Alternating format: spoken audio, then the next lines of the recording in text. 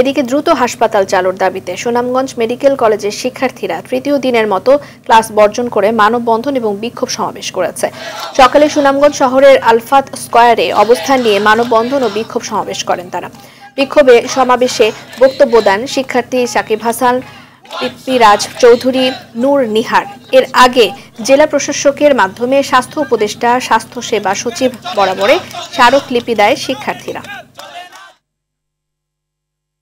উদ্বোধনের প্রায় 2 বছর পরও চালু হয়নি ঝালকাঠির 250 শয্যার হাসপাতালের নতুন ভবনের কার্যক্রম। এখনো চলছে অবকাঠামো তৈরির কাজ। এতে কাঙ্ক্ষিত সেবা থেকে বঞ্চিত হচ্ছেন সাধারণ মানুষ।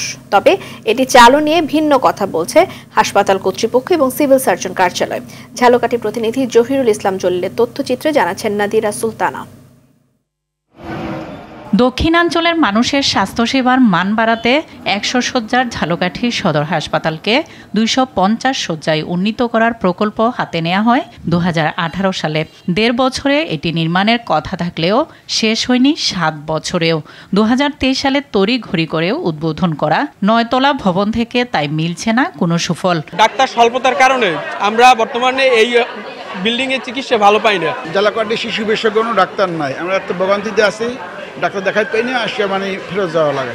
শিশু ডাক্তার পাচ্ছি না, দেখাইতে পারছি না, আমাদের তো অনেক সমস্যা হয়ে যাইতেছে।